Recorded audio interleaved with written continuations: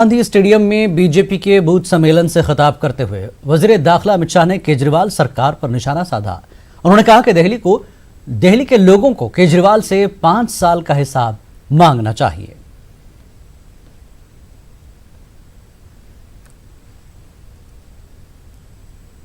दिल्ली की जनता को कहना चाहता हूं, 5 साल से सरकार चली, उसने क्या किया, ये आपको हिसाब मांगना चाहिए केजरीवाल से।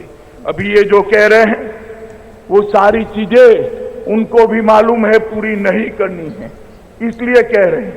मित्रों, जहां तक नरेंद्र मोदी जी का सवाल है, हमने कहा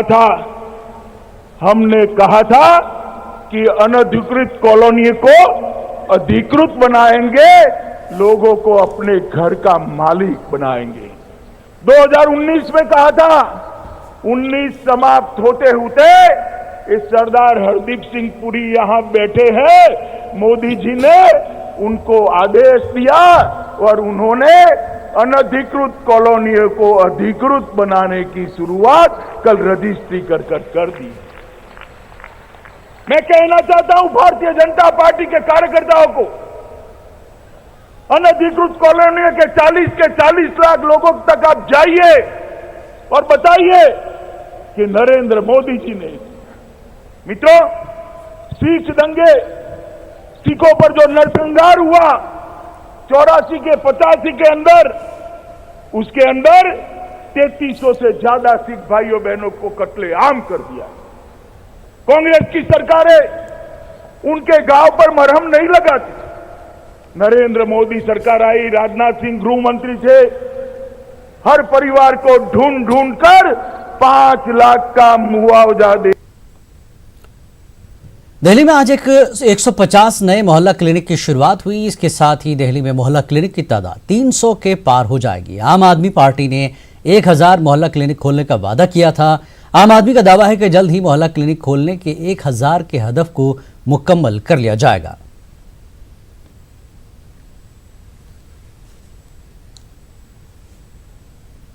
दिल्ली के लोगों के लिए आज बड़ी खुशी का दिन है।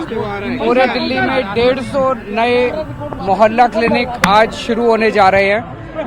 अलग अलग इलाकों में अलग अलग मोहल्ले क्लिनिक्स का उद्घाटन हो रहा है। तो अभी तक दिल्ली में लगभग 300 के करीब मोहल्ला क्लिनिक्स चल रहे हैं। इसके साथ 450 मोहल्ला क्लिनिक्स हो जाएंगे।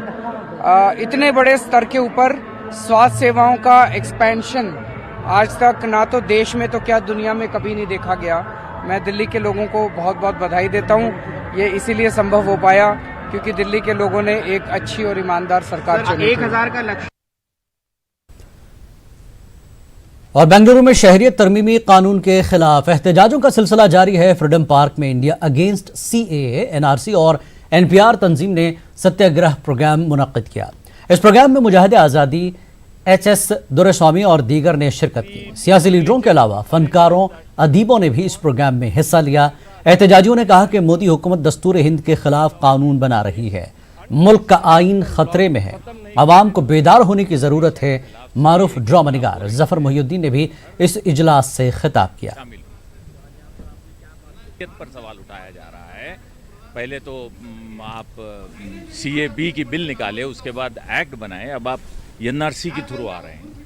मेरा सवाल ये है कि पहले NRC मतलब मरदूमशुमारी या NRC का जो आंदोलन है वो अभी फाशीवाद के खिलाफ का आंदोलन है। हम लोग फाशीवाद के खिलाफ लड़ रहे हैं। उसमें हम लोग को 2 काम करने पड़ेंगे।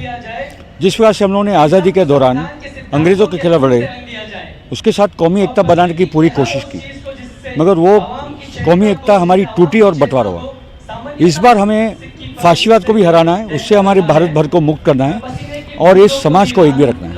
तो हम लोग का नारा है, वो तोड़ेंगे हम जोड़ेंगे। और हर हाल में इस कॉन्स्टिट्यूशन को, इस संविधान को हमें बचाना है, क्योंकि हर एक इंसान ने इसमें मेहनत दी है, उसका पसीना है, उसका खून है।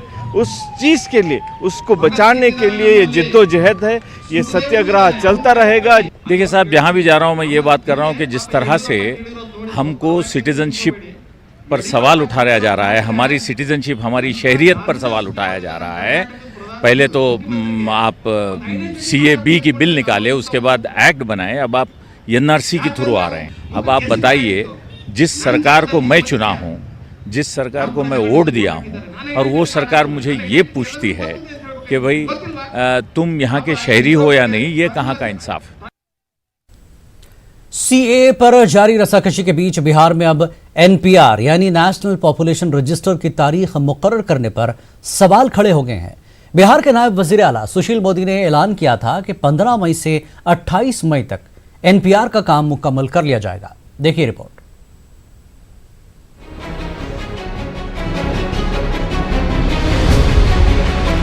NRC और NPR को लेकर हो रही रस्साकशी के बीच बिहार के नायब वजीर आला सुशील कुमार मोदी ने बड़ा बयान देते हुए कहा है कि बिहार में 25 मई से 28 मई 2020 तक NPR का काम पूरा कर लिया जाएगा।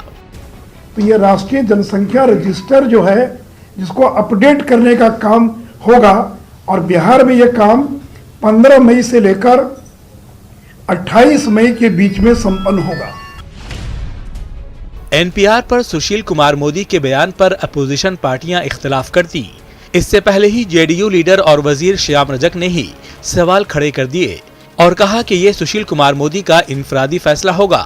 श्याम रजक ने कहा कि ना तो इस पर काबीना में गुफ्तगू हुई है और ना ही नीतीश कुमार ने कुछ बोला है, फिर कैसे वो ये कह सकते हैं। राज्यों को इसके लिए निर्णय लेना है कि उसको कैसे चलाना है, क्या करना है, क्या नहीं करना। तो राज्य ने उस पर जब चर्चा ही नहीं किया है, तो कोई व्यक्ति अगर घोषणा करता है, इस देश में, इस राज्य में मुख्यमंत्री श्री नीतीश कुमार जी हैं। ऐसे में सवाल उठता है कि इतने बड़े मसले पर बिहार के नायब वजीर आला इनफरादी राय अवामी प्लेटफॉर्म से कैसे दे सकते हैं। CAA पर JDU ने BJP का साथ दिया। NRC पर नीतीश ने साफ कर दिया है कि इसे बिहार में लागू नहीं किया जाएगा। वहीं अपोजिशन का कहना है NRC के लिए ही NPR लाया गया है। ऐसे में नीतीश कुमार का स्टैंड क्या होता है, ये देखने वाली बात होगी। न्यूज़ 18 के लिए पटना से ब्रिजम पांडे की रिपोर्ट। पूरे मुल्क में NRC और शहरियत कानून के खिलाफ चलने वाले एहतजाजी मुजाहरों का असर इलाहाबाद में लगने वाले माघ मेले पर भी पड़ने लगा है। दरिया संगम के किनारे लगने वाला माघ मेला 10 जनवरी से शुरू हो रहा है। मुल्क के हालात को देखते हुए इस बार मेला इंतजामिया ने मेले में सिक्योरिटी के निहायत सख्त इंतजाम करने का फैसला किया है। पेश इलाहाबाद से मुश्ताक आमिर की खास रिपोर्ट।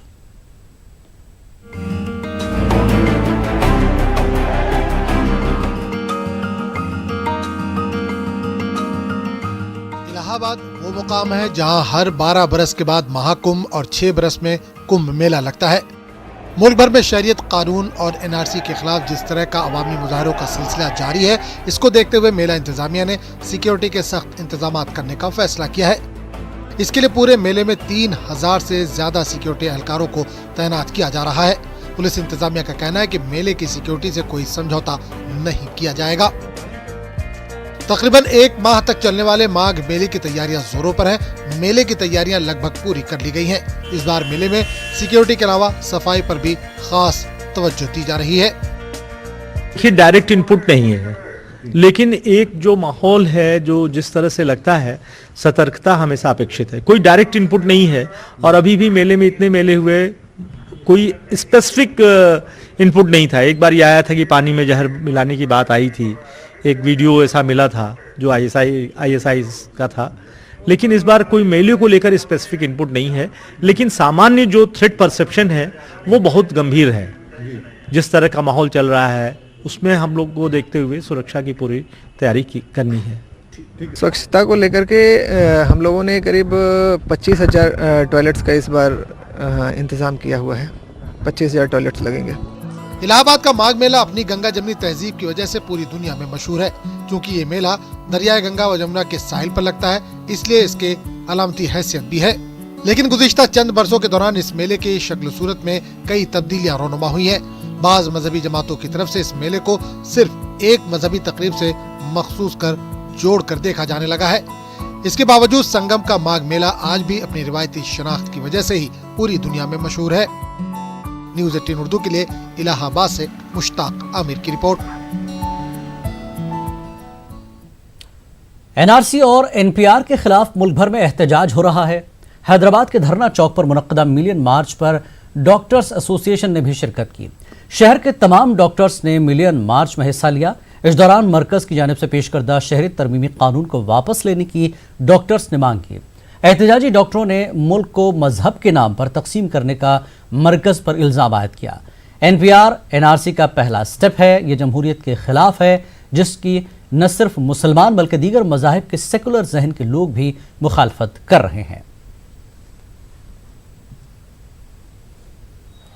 एनपीआर में एक लो लेवल गवर्नमेंट ऑफिसर को मेरी शहर के खिलाफ मेरे खिलाफ डाउटफुल मार्क करने का मौका मिलता है। जब उन्हें डाउटफुल मार्क करता फॉर मी, नेक्स्ट टाइम मैं आता हूँ एनआरसी में फिर फॉरेनर्स ट्रिब्यूनल में, फिर डिटेंशन सेंटर में। तो ये बहुत ज़्यादा कॉम्प्लिकेटेड वेब बिछाया गया ताकि देश को बांटा जाए। सीएए से, एनआरसी से, एनपीआर से, ये तीनों एक टॉक्सिक मिक्सचर है जो देश की बुनियाद को हिला कर रख देंगे। हमारा देश यूनिटी एंड डाइवर्सिटी के लिए फेमस है। Supreme court to strike down completely the CAA, the NRC and the NPR, remove the controversial questions on citizenship should be removed from NPR. NPR is not census, it is not benign, it is a malignant plan by the government. So the NPR में सवालात on citizenship should be removed, questions on doubtful citizenship should be removed, and all of this we will not keep quiet जब तक हमारा हक नहीं मिलेगा। हमारा मुल्क यहीं पैदा हुआ है, यहीं खाएंगे, यहीं जिएंगे, यहीं मरेंगे। अलीगढ़ के जवाहरलाल नेहरू मेडिकल कॉलेज के ट्रामा सेंटर पर आज रेजिडेंट डॉक्टर्स एसोसिएशन की जानिब से शहरी तरमीम कानून के खिलाफ एक मुज़ाकरे का इनेकाद किया गया। इसमें मुल्क भर से मुतादिद तलबा, लीडरान और समाजी कारकुनों ने शिरकत की और हुकूमत के इक़दाम की सख्त अल्फाज में मजम्मत की। मुज़ाकरे से खिताब करते हुए मारूफ समाजी कारकुन कविता कृष्णन ने जहाँ कहा कि हुकूमत शहरी तरमीम कानून के खिलाफ मुल्क भर में हो रहे मुजाहरों से घबरा गई है, बस हमें आवाम को मज़ीद बेदार करने की ज़रूरत है। वहीं सबीका नकवी ने मुल्क की आज़ादी में मुसलमानों के किरदार पर रोशनी डाली और कहा कि आज दस्तूर को बचाने के लिए भी मुसलमान सड़कों पर हैं। इस मौके पर दीगर मुकर्रिरीन ने भी अपने ख्यालात का इजहार किया। मुज़ाकरे में बड़ी तादाद में लोगों ने शिरकत की। अदल के ऊपर अमन को प्रायोरिटी हमेशा से देते आए हैं और तुम्हें लगा कि तुम मजहबी तौर पे हमारे साथ कुछ भी करते जाओ, हम झेल लेंगे। अब संविधान की बारी आ गई है तो मुसलमान और ये कौम कैसे खामोश रहेगी? वो लोग जो संविधान के बनाने में, इस देश को आजादी दिलाने में साथ थे, जब तुम संविधान पे बोलोगे तो हम सड़क पे जरूर आएंगे। इस पे हमला किया जा रहा है, हमारे नर्सेस को उठा के बाहर फेंका जाता है, मेडिकल वॉलंटियर्स को डिटेन कर लिया जाता है। तो ये जिस तरह का माहौल अभी देश में बन चुका है दोस्तों, इसके खिलाफ हम सबको एकजुट होने की जरूरत है, क्योंकि अब कोई भी सेफ नहीं है। वो खुद ही जो है वो एनपीआर एनआरसी सीए का जो एक्चुअल मंशा है उसको तो खुलेआम कह रही है, साफ साफ कह रही है, उसको तो छिपा ही नहीं रही है, खुल के कह रही है। और ये हो रहा है, घरों से बच्चों को उठा के ले जा रहे हैं, हॉस्टल से बच्चों को उठा के ले जा रहे हैं, भयानक तरीके से प्रताड़ित कर रहे हैं। और उसके बाद में भी इतनी बेशर्मी है कि national commission for child rights, उसका आज मैंने बयान देखा कि वो कह रहे हैं कि ये इस तरह से जो बच्चे बैठे हैं इनके साथ में, ये बच्चों का शोषण है। ये क्यों कर रहे हैं आप? ये प्रदर्शनों में बच्चे क्यों नजर आ रहे हैं? भाई शाहीन बाग की महिलाएं अगर प्रदर्शन में बैठी हैं दिन रात, उनके बच्चे कहाँ बैठेंगे? एक्सक्यूज मी, कहाँ बैठेंगे उनके बच्चे? इलाहाबाद में इज्तिमाई कत्ल का सनसनीखेज वाकया सामने आया है। एक ही खानदान के 5 अफराद का कत्ल कर दिया गया। सोमदत्त तिवारी और उनकी अहलिया के साथ 2 बच्चों का बेरहमी से कत्ल कर दिया गया। सुराव थाने के यूसुफपुर गांव में यह वाकया पेश आया है। बाहमी रंजिश कत्ल की वजह बताई जा रही है। पुलिस मामले की तफ्तीश में मसरूफ है।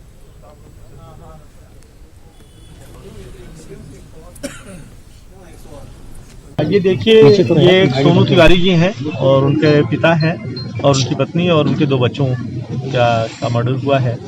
प्रथम दृष्टया ये लग रहा है कि ये मर्डर है और हम लोग इन्वेस्टिगेशन कर रहे हैं और जल्दी हम लोग कोशिश करेंगे कि जो सही गैंग है उसको हम वर्कआउट करें। हत्या किस धारदार हथियार से हुई, कैसे की गई है? ये हत्या घर के जो सामान है उन्हीं का इस्तेमाल किया गया। कोई फायर आर्म या कोई ऐसा वेपन नहीं पता चल रहा है। घर के जो सामान है, लोहे के सामान है, चाहे सिलबट्टे हैं या और सामानों का इस्तेमाल किया गया। क्या लगता है सर कि लूट का है कि कोई रंजिश है?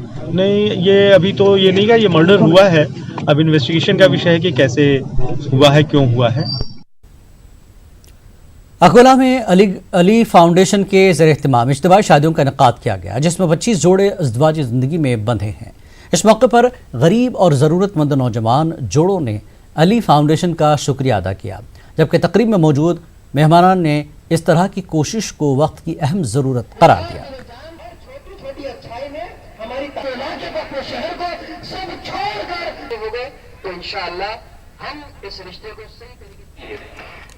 अली फाउंडेशन अकोला की तरफ से आज इस्लामी शादियों का नज़म रखा गया था, जिसमें अली फाउंडेशन की तरफ से 25 इस्लामी शादियाँ हुई है। इस नज़म के अंदर अली फाउंडेशन की तरफ से दुल्हन को बहुत सा सामान दिया गया है और दूल्हे की अच्छी ड्रेस दिया गया है। वादी कश्मीर में नामसाइद हालात की वजह से जहनी अमराज के शिकार मरीजों की तादाद में कई गुना इजाफा हो गया है। मवासलाती निज़ाम और दीगर समाजी सरगर्मियों पर पाबंदी की वजह से मकामी लोगों में जहनी तनाव और इज़्तिराब की अलामात नजर आने लगी हैं। पेश हमारे चीफ रिपोर्टर परवेज भट्ट की खास रिपोर्ट। वादी कश्मीर के लोग गुज़िश्ता कई दहाइयों से नामसाइद हालात झेल रहे हैं। वहीं अभी तक भी सूरत हाल पूरी तरह मामूल पर नहीं आए हैं। राबिते के कई ज़राया भी बंद हैं, जिसकी वजह से लोगों में ज़हनी तनाव और इज़्तिराब की अलामात में खतरनाक हद तक इजाफा देखने को मिल रहा है। कई महीने तक जारी रही बंदिशों की वजह से कारोबार में हुए भारी नुकसान और दीगर शोबों में हुए नुकसानात को इसकी सबसे बड़ी वजह बताया जा रहा है। खास तौर से मकामी नौजवानों का तबका मुतासिर हुआ है। वहीं इंटरनेट पर पाबंदी की वजह से सोशल मीडिया साइट्स पर एक्टिव रहने वाले अफराद और तलबा ज़हनी अमराज के शिकार हो गए हैं। बहुत ज़्यादा इंसान जहाँ तो दिमागी प्रॉब्लम हो गई है, जहाँ हार्ट के पेशेंट हो गए हैं। मनी इतनी प्रॉब्लम हो गई, जो इंसान एक मजदूर भी था, सुबह जाता था शाम को आता था, उनके लिए बहुत प्रॉब्लम हो गई है। इंसान मजदूरी करके घर चला रहा था। हर कोई घर है जिसकी वजह से उनको मैंने सुबह कमाएगा शाम को खाएगा, ऐसा कुछ भी नहीं सर। बहुत प्रॉब्लम हो गई, बहुत ज़्यादा।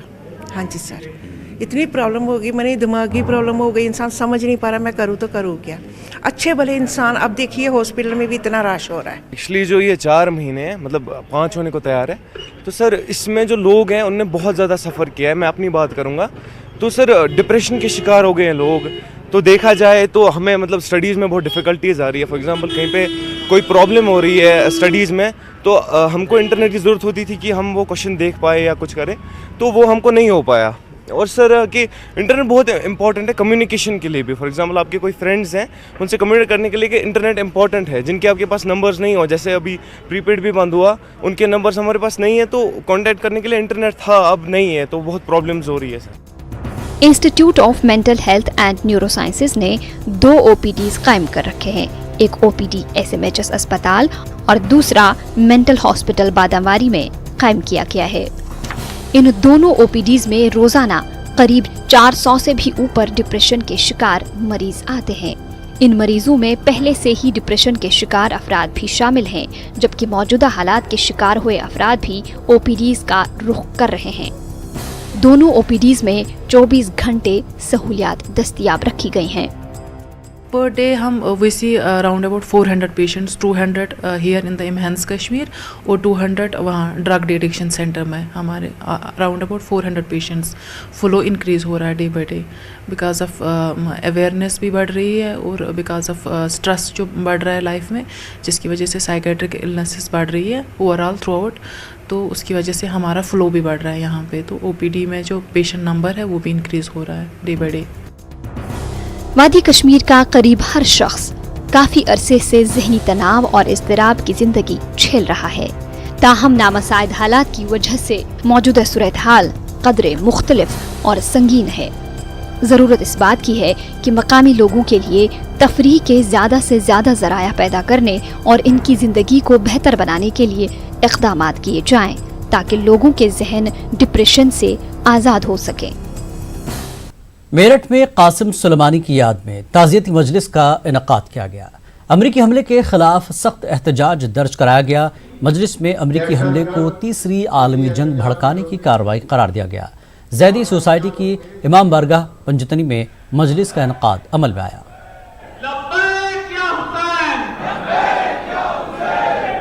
जो है अमन पसंद तरीके से देना चाहते हैं और आज का ये सिलसिला जो है इसी सिलसिले के हम लोग यकजा हुए हैं। और कासिम सुलेमानी ना सिर्फ जनरल थे बल्कि पूरे एक मर्द मुजाहिद थे और बहुत बड़ी शहादत हुई है, अजीम शहादत, ना सिर्फ ईरान का बल्कि पूरे आलम इस्लाम का बहुत बड़ा नुकसान है। और ट्रंप ने उनको दहशतगर्द करार दिया है। ये बड़े अफसोस की बात है। दहशतगर्द के लिए एहतजाज नहीं होते बल्कि शहीद के लिए एहतजाज होते हैं और शहीद हमेशा ज़िंदा रहता है। अमेरिका ने दूसरे मुल्क में जाके इनको शहीद किया है। ये ख़ुद बहुत बड़ी दहशतगर्दी है। वो दूसरों को दहशतगर्द बताता है, हालांकि ख़ुद ये बहुत बड़ा दहशतगर्द है। कासिम सुलेमानी एक इंसान परस्त इंसान, इबादत गुजार और बहुत अच्छे इंसान थे, हक़ पसंद थे। उन्होंने दाइश को ख़त्म किया। दाइश इंसानियत का दुश्मन था। मशरिक़ वस्ता में ईरान और अमेरिका आमने सामने हैं। ईरान के खिलाफ ट्रंप के अल्फाज सख्त होते जा रहे हैं। ईरान ने कासिम सुलेमानी की मौत का शदीद बदला लेने की धमकी दी है। ट्रंप ने ईरान को वार्निंग दी, अगर ईरान ने कोई भी कार्रवाई की तो उसको संगीन नतायज उठाने पड़ेंगे। पेश रिपोर्ट।